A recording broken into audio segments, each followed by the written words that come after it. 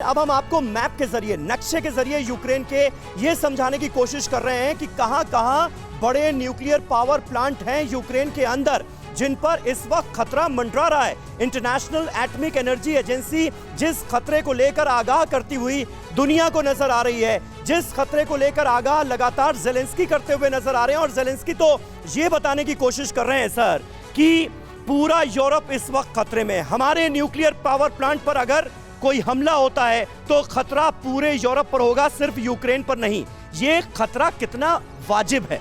देखिए, बहुत तथ्य रूप में कहा जाए तो बिल्कुल सही है। चेरनोबिल में जो दिक्कत हुई थी, जो दुर्घटना हुई थी, न्यूक्लियर प्लांट पर अटैक हुआ था, हाँ। तो उससे 10 गुना अधिक इमिशन की संभावना है इस प्लांट में से।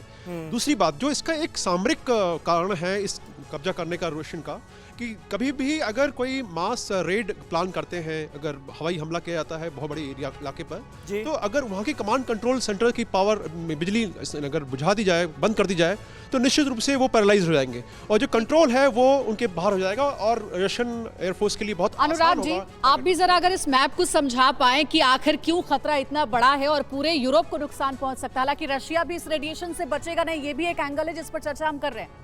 बिल्कुल सही कह रहे हैं, लेकिन अगर हम इसके इंपॉर्टेंस को देखें तो ये एक पावर प्लांट है, ये कोई मिलिट्री ग्रेड प्लांट नहीं है, और इसके अंदर रेडिएशंस को पूरी तरह से कंट्रोल रखा गया। और इस बात को सोचा गया था किसी ज़माने में कि अगर रेडिएशन हो जाती है तो काउंटर इफेक्ट कैसे होंगे। तो इसमें ज़्यादा खतरा नहीं दिखा जा सकता। ये केवल साइकोलॉजिकल वॉरफेयर है जिसके अंदर कोशिश की जा रही है कि यूरोपियन नेशंस को इन्वॉल्व करने की और एक खतरा बताने की, ताकि ज़ेलेंस्की थोड़ी सी मदद की उम्मीद जो कर रहे हैं वो उसकी पूरी कोशिश कर रहे हैं कि हमें कहीं ना कहीं से थोड़ी सी मदद मिल जाए।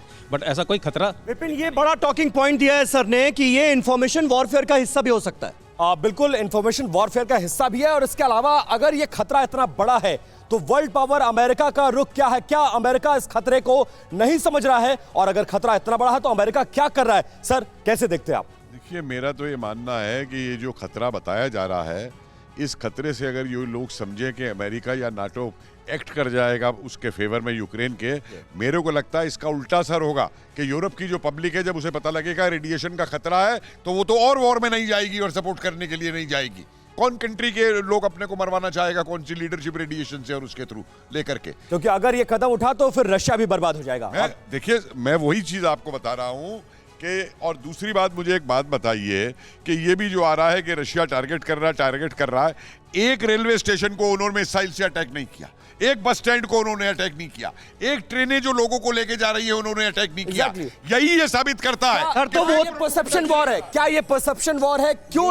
क्यों उन जिन जगहों का ये नाम ले रहे हैं, रेलवे स्टेशन, बड़े संस्थान, उनको हिट क्यों नहीं कर रहा है तब जब पूरी तरह से युद्ध में उतर चुका है रशिया यूक्रेन के खिलाफ? यूरोप को खतरे की बात आपने करी, एक सेंटेंस में बता दूं, national interest versus NATO interest. कोई भी देश अपने देश हित के को सर्वोपरि मानेगा, ना कि नेटो इंटरेस्ट का, और इसलिए यहां पर वो अब और भी हमला नहीं करेंगे। 1 मिनट आपको रोकूंगा क्योंकि सायरन बज चुका है। इस वक्त की बड़ी खबर आ रही है, यूक्रेन के मारियोपोल को रूसी सेना ने घेर लिया है। मारियोपोल शहर में अफरा तफरी का माहौल है और मारियोपोल के शॉपिंग सेंटर में लूटपाट की खबर भी आई है। और ये तस्वीरें देखिए, तस्वीरें सामने आ गई हैं कि मारियोपोल शहर को घेरने के बाद शॉपिंग सेंटर में लूटपाट जैसी स्थिति बन गई है, और उसकी तस्वीरें और लोग शॉपिंग सेंटर में लूटपाट करते हुए, वापस जाते हुए, बाहर आते हुए देखे जा सकते हैं। और ये वीडियो मारियोपोल शहर का है जिसे घेर लिया गया। रवि, मेरा सवाल था कि अब ये सब कुछ दिखाई दे रहा है, न्यूक्लियर रेडिएशन का खतरा है, वॉर की भी बात कही जा रही है, 10 तरह की चीजें। जो लीस्ट ऑप्शन है अब यूक्रेन के पास, उसकी लीडरशिप के पास, वो क्या है? सिंपल ऑप्शन है कि वो स्विट्जरलैंड जैसे देश का नमूना अब भी फॉलो कर सकता है। ये ऐलान कर दे। क्या मैसेज भेजे पुतिन को? क्या मैसेज भेजे पुतिन को ही नहीं, दुनिया को? क्या? हम न्यूट्रल रहेंगे, फुल स्टॉप। नेटो को कल उन्होंने अच्छी गाली दी है। बातचीत हो तब तो, बातचीत की जरूरत नहीं है।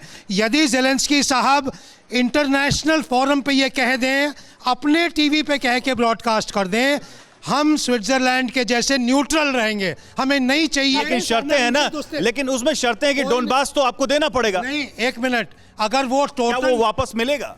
देखिए, अगर वो टोटल न्यूट्रल हो जाते हैं तो 90% समस्या हल। और ये जाएगी अमेरिका के अगेंस्ट, इसलिए ये नहीं हो पा रहा है। एक सवाल है मेरा, अभी जो स्थिति है जिसमें ज़ेलेंस्की रुकेंगे नहीं, पुतिन रुकेंगे नहीं, ये सिचुएशन बनी हुई है। अगर अमेरिका चाहता है, क्योंकि डर तो अमेरिका और नाटो भी रहे रशिया से, इसलिए ना मिलिट्री की मदद दी जा रही है और ना ही वो नो फ्लाई जोन वाली जो अनाउंसमेंट है वो अभी तक हुई है। क्या आपको नहीं लगता, जिसकी संभावना बहुत कम है हालांकि, अगर अमेरिका ये अनाउंस कर देता है कि यूक्रेन को हम नाटो में नहीं शामिल करेंगे तो ये एक बहुत बड़ी और बेहतर स्थिति हो जाएगी युद्ध को रोकने की?